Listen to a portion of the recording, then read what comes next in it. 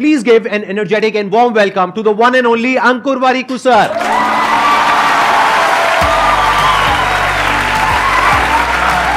Sir, how are you doing? So good to meet you.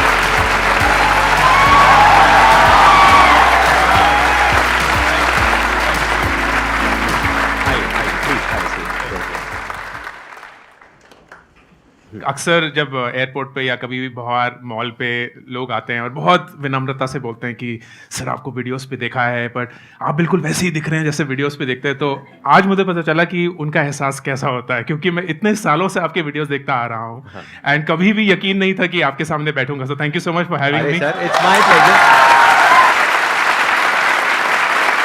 Pleasure and my honour. And Ankur ji जो बोलते हैं इनमें और औरों में डिफरेंस ये है कि ये अपने एक्सपीरियंस के बेस पे बोलते हैं. एक तो इन्होंने एमबीए किया हुआ है आईएसबी से, if I am not wrong. उसके अलावा इनको कॉर्पोरेट वर्ल्ड का भी एक्सपीरियंस है, उसके अलावा इनको एंटरप्रेन्योरशिप का भी एक्सपीरियंस है.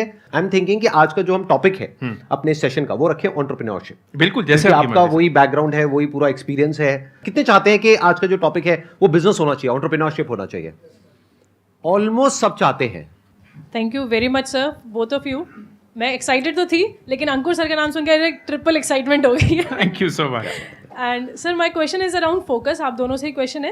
लाइक जैसे अभी क्या है, एक जॉब चल रहा है, एक डिजिटल बिजनेस चल रहा है और एक स्टार्टअप आइडिया चल रहा है बैकग्राउंड में, और अपना यूट्यूब जर्नी भी स्टार्ट करने का चल रहा है. तो फोकस और एनर्जी कहाँ डालें, क्योंकि 5 साल बाद हो सकता है ये पैरामीटर्स चेंज हो जाए. तो कैसे आइडेंटिफाई करें कि कहाँ पर फोकस रखना चाहिए लाइफ में, मतलब किस टाइम पे? एक बार वोटिंग कर ले फटाफट से. क्या कितने चाहते हैं इस क्वेश्चन का आंसर दिया जाए? मैं अपने तजुर्बे से ही आंसर दे पाऊंगा. मेरे हिसाब से फोकस की 3 बहुत इंपॉर्टेंट पहलू होते हैं. नंबर 1, हम अक्सर ये बोलते हैं कि मैं जिस चीज़ पे फोकस करूं उस सवाल का जवाब मुझे पहले पता होना चाहिए. मुझे ऐसा लगता है कि उस सवाल का जवाब आपको उस चीज़ को करने के बाद पता चलता है.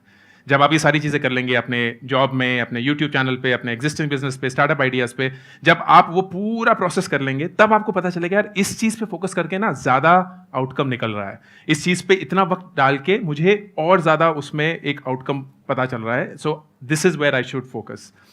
But it is also not possible. 24 घंटे ही हैं तो वक्त तो उतना ही है, कैसे डालेंगे? इसमें मेरा जो तजुर्बा है, and this really works for me, अपने दिन की शुरुआत आपको उन चीज़ों से करनी होंगी जिससे आपको एनर्जी मिलती है. ये दूसरी चीज़ है.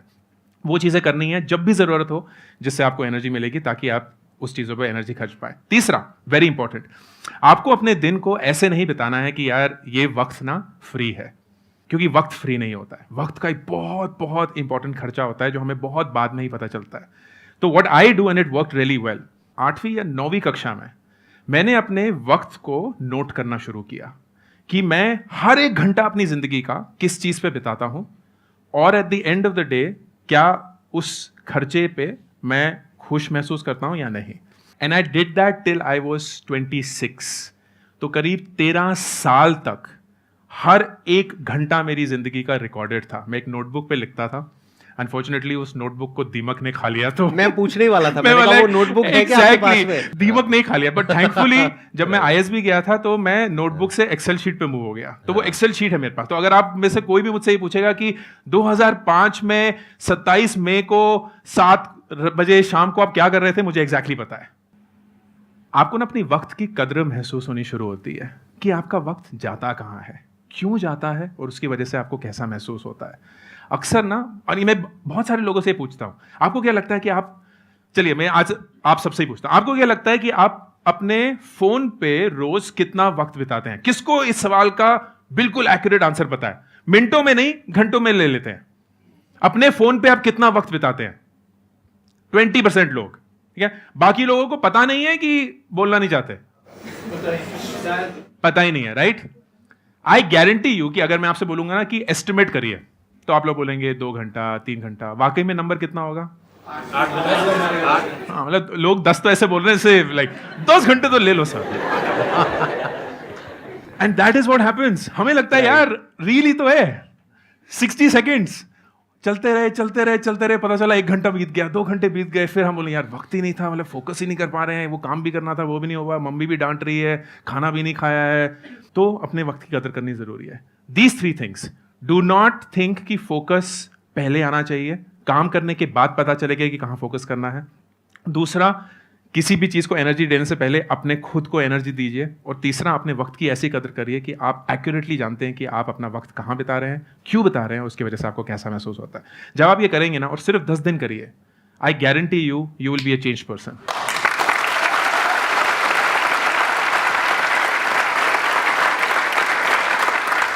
I'll also add something on to this. और मेरा भी एक सवाल आपके लिए भी है सर। नहीं पहले आप ऐड करिए पहले आप please। पूछेंगे, बताइए। सर मैं बहुत क्यूरियस हूँ ये जानने के लिए कि आप अपना वक्त कैसे बिताते हैं, आपका दिन कैसा होता है।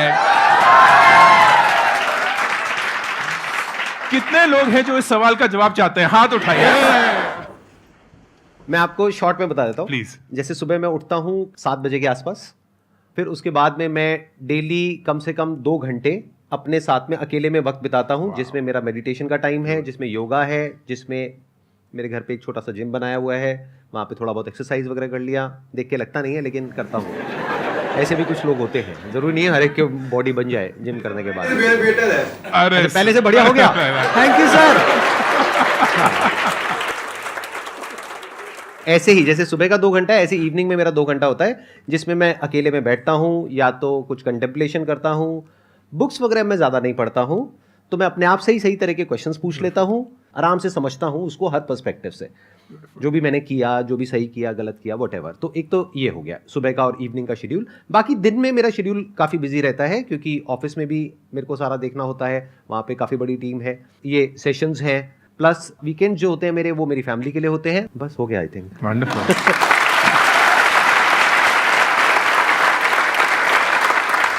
The observation which is so important कि आप सर सोते हैं कितनी देर है करीब करीब? मैं सोता हूँ 8 घंटे। 24 में से 8 16 घंटे बचे, उस 16 में से 4 घंटे ये अपने लिए रखते हैं।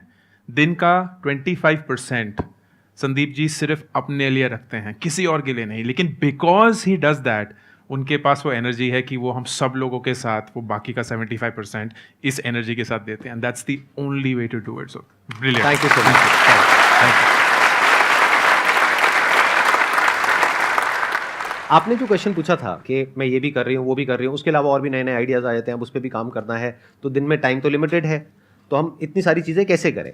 तो पहले तो प्रायोरिटाइज कर लीजिए कि अगर 4 चीज़ें आप एक साथ में कर रहे हैं, तो उसमें नंबर 1 पे क्या है, नंबर 2 पे क्या है, नंबर 3 पे क्या है, नंबर 4 पे क्या है। और जैसे सर ने कहा कि जब तक आप उसको प्रैक्टिकली करोगे नहीं, तब तक समझ नहीं आएगा कि एक्चुअल में कहाँ पे फोकस करना है, कहाँ पे नहीं करना है। जब आप उन चारों चीज़ों को ट्राई करोगे तब आपको क्लियर होगा। हो सकता है जो अभी नंबर 3 पे है वो आपको लगे नंबर 1 पे आ गया है, और जो नंबर 1 पे है वो नंबर 4 पे चला गया है। ऐसा होता है लाइफ में बहुत बार। नंबर 2, आप क्या कर सकते हैं कि अगर मानिए आप 2 या 3 काम एक साथ भी कर रहे हैं, जैसे मैं कर रहा हूं, I do a lot of multitasking life में, मानिए एट अ टाइम आप 2-3 चीजें एक साथ भी कर रहे हैं, तो try to connect the dots. उसको ये रखिए अपने माइंड में, एक बड़ी विजन रखिए, उस बड़ी विजन से इन सब कामों को कनेक्ट कर दीजिए। That is the way in which you can create order in your mind. यही एक बहुत बड़ी क्वालिटी होती है उन लोगों में जो कुछ बड़ा कर जाते हैं या एक्चुअल में लाइफ में सक्सेसफुल होते हैं। वो जो नहीं हो पाते हैं, वो क्या है, वो हर एक अलग अलग काम को अलग अलग समझते हैं। अलग अलग कुछ भी नहीं है, सब कुछ एक दूसरे से जुड़ा हुआ है। तो वो जोड़ आपको ढूंढना है कि जो आप कर रहे हो उसका कनेक्शन आपस में कैसे बन रहा है। ब्लॉक्स की तरह देखो, जो भी आप अलग अलग काम कर रहे हो उसको, पहला एक काम किया वो एक ब्लॉक हो गया, फिर अब एक दूसरा ब्लॉक हो गया, फिर तीसरा ब्लॉक हो गया। धीरे धीरे सीढ़ियां बनती चली जा रही है, आप इसके ऊपर चढ़ते चले जा रहे हो और आगे बढ़ते चले जा रहे हो।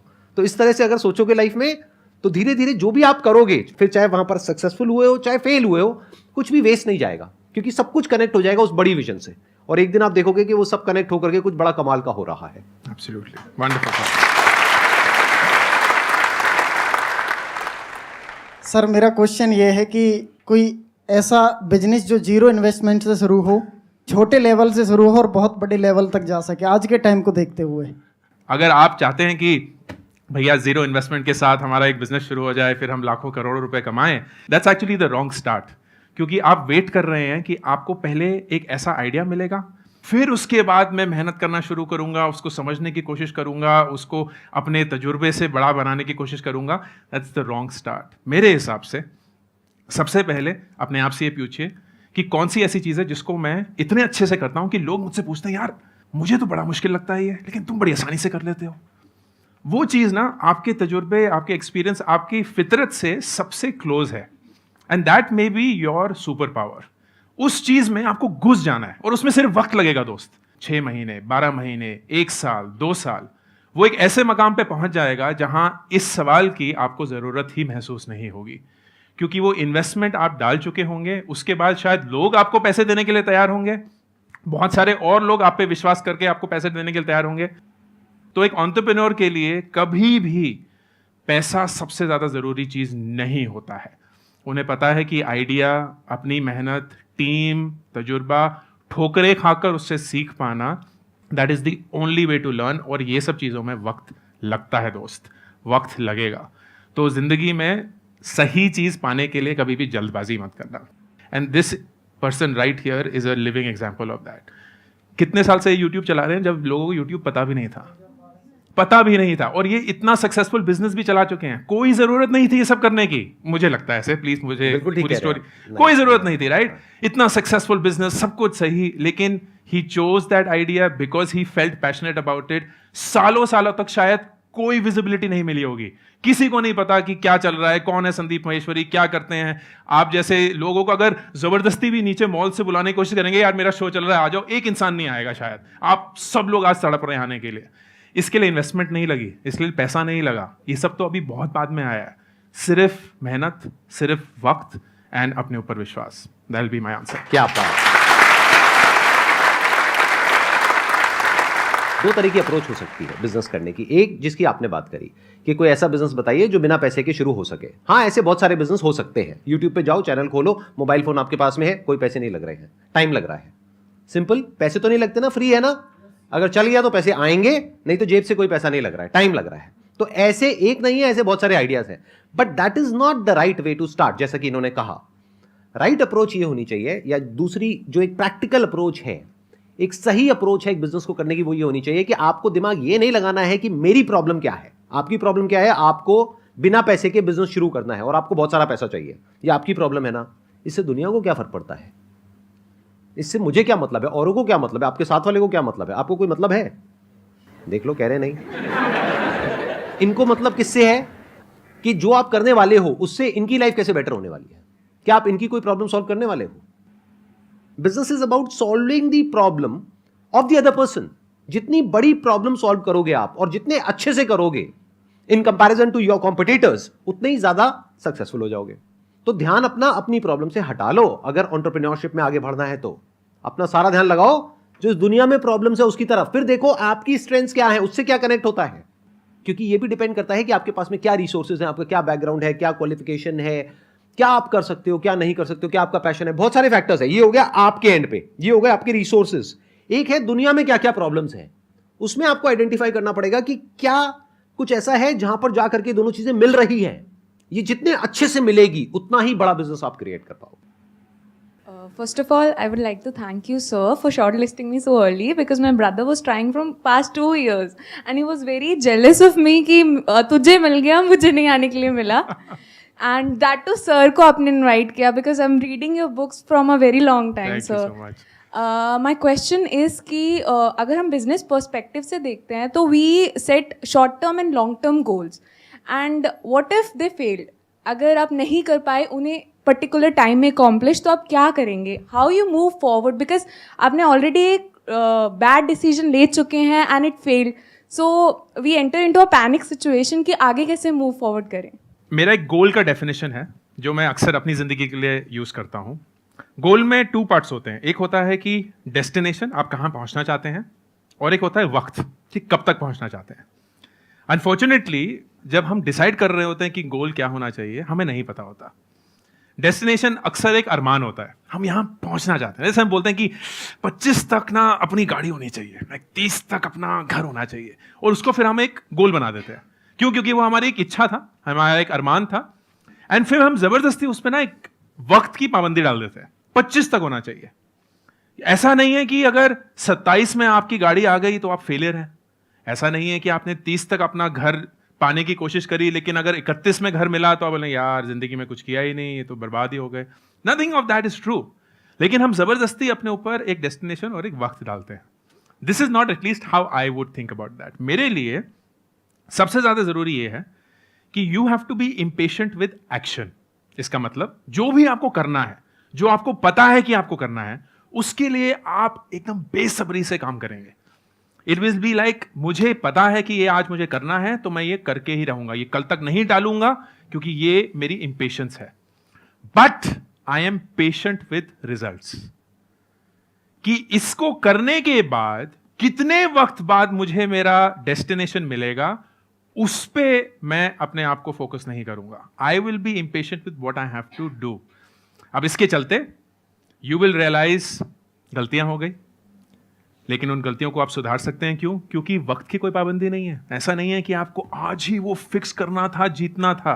You have a really long way to go. अक्सर होता है, क्योंकि मैं बहुत वक्त बिताता हूं नौजवानों के साथ, एंड हर एक 20-year-old को लगता है कि वो बूढ़े हो चुके हैं. सर जिंदगी खत्म हो गई सर, कुछ नहीं किया है अभी तक जिंदगी में, लोग कितना आगे जा चुके हैं, मैं 20 साल की हूं और मुझे कोई आइडिया नहीं है कि जिंदगी में मुझे क्या करना है.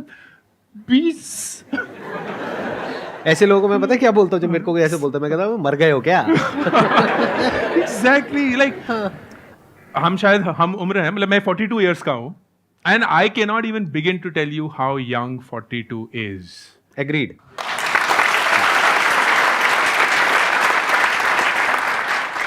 इतनी लंबी जिंदगी है और इतनी खूबसूरत आप जिंदगी बना सकते हैं कि the worst thing you will do is कि अपने अरमानों पे एक डेडलाइन डाल देना. Don't do that.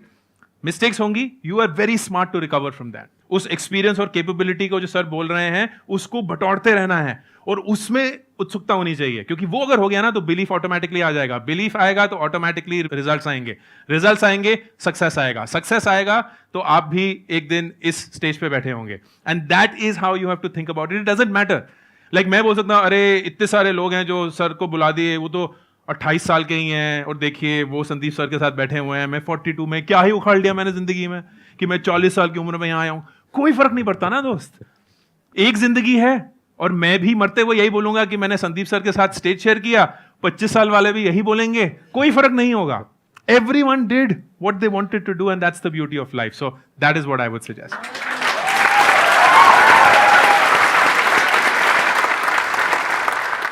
I am an entrepreneur from last 1 year. Now there are some very good days and some very bad days. एक में तो जब ऊपर चढ़ जाते हैं on cloud 9, और एक में जब cloud 9 पे होते हैं उतना ही गंदा गिरता है फिर अगले दिन अगर ना कुछ वर्क करे तो. How to stay level headed all this while? जब भी आप अपनी पूरी आइडेंटिटी को सिर्फ अपने काम पे टिका देते हैं ना, then it suddenly becomes too much to handle. And अक्सर founders, entrepreneurs, business people make this mistake कि काम ही पूरा वजूद है, बट नहीं है. लाइक आपका एक फैमिली है, आपका अपनी खुद की जिंदगी है, and you have your work. तो ये जो अप्स एंड डाउन्स हैं, अगर आप उसी को अपनी पूरी आइडेंटिटी, अपना पूरा मेजर ऑफ सक्सेस बना देंगे, then you will feel it even more than it actually is. So number 1, please identify कि आपकी जिंदगी इससे काफी बड़ी है and you have to give it that respect. Number 2, एक सपोर्ट सिस्टम रहना.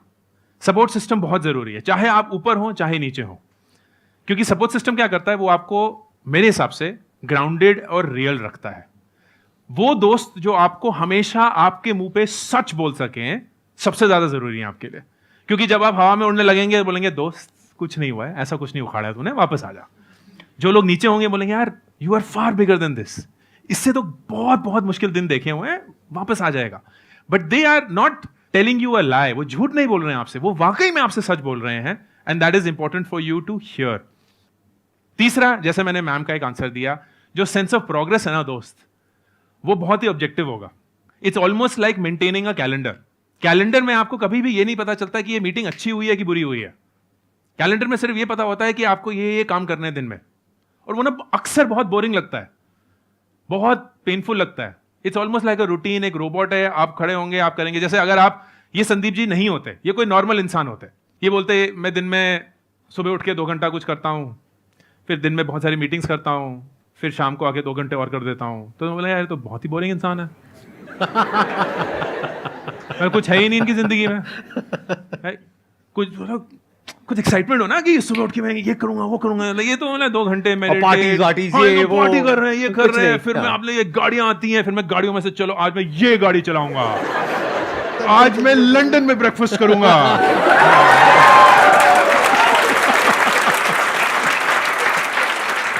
ऐसा कुछ भी नहीं है। ब्रेकफास्ट में मेरे होता है पोहा, या तो दोनों नहीं, या तो पोहा या उपमा या ढोकला या इडली या डोसा, बस। या हाँ या हाँ। So this is very important यार।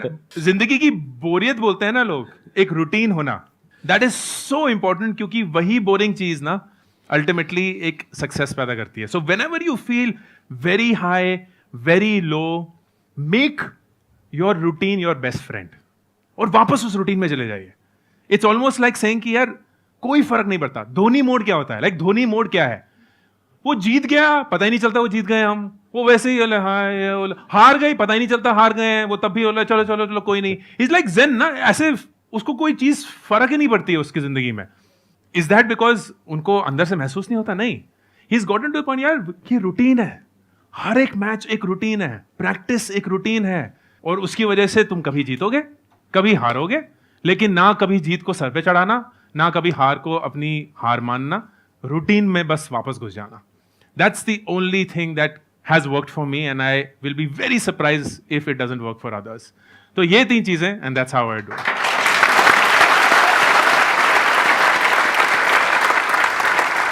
मैं थोड़ा सा ऐड कर सकता हूँ यहाँ पे? आप लोगों की परमिशन है? वैसे शो तो मेरा ही है। हाँ। देखिए, ये जो आपने क्वेश्चन पूछा है ना, ये सिर्फ बिजनेस में नहीं, ये लाइफ में भी आपको बहुत हेल्प करेगा अगर इसकी अंडरस्टैंडिंग आपको क्लियर होगी तो। बिजनेस को आपने अपने लिए चूज किया है ना, और जैसे ही आपने बिजनेस को चूज किया तो आपको पता होना चाहिए बिजनेस का मतलब ही अप एंड डाउन है, हाईज एंड लोज है, इसी को बिजनेस बोलते हैं। बिजनेस में फिक्स कुछ भी नहीं होता है, डेली अप डाउन होता है, वीकली अप डाउन होता है, मंथली अप डाउन होता है, ईयरली अप डाउन होता है, पूरी लाइफ में यही चलता है। तो अगर ये बात आपको पता है तो अप के साथ अप क्यों जाना है और डाउन के साथ डाउन क्यों होना है? बिल्कुल ऐसा है कि अगर आपको बहुत ही अच्छी लाइफ चाहिए, आपको बहुत ही स्टेबल लाइफ चाहिए, अगर रिलेशनशिप की बात करी जाए तो शादी क्यों कर रहे हो? और अगर शादी कर रहे हो तो आपको पता होना चाहिए कि एक दिन बहुत ही अच्छा लगेगा कि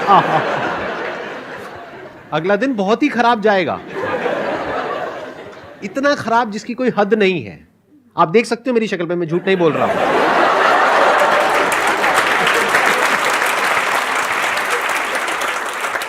तो अगर ये आपको पता है तो शादी के बाद भी आप खुश रह सकते हो, और अगर ये नहीं पता है और ये सोच करके शादी कर रहे हो कि मैं शादी करूंगा या करूंगी उसके बाद में तो सब कुछ बहुत बढ़िया होगा, मेरे सारे दिन बड़े ही अच्छे होंगे, लाइफ बहुत ही स्टेबल होगी, अरे खाक।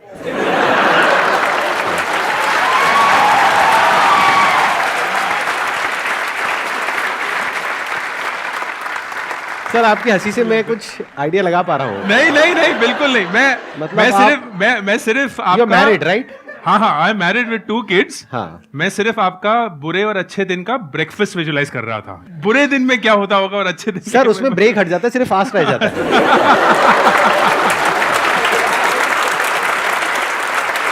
मजा आया आप सबको या नहीं आया? Thank you so much sir for coming. Thank you so much for मेरे को सीरियसली बहुत अच्छा लगा आपसे इंटरेक्ट करके, बहुत मजा आया। आई थिंक हमारी ये जो एंटरप्रेन्योरशिप वाली वाइब्स है वो मैच कर गई। Thank you all also for coming here. Thank you so much.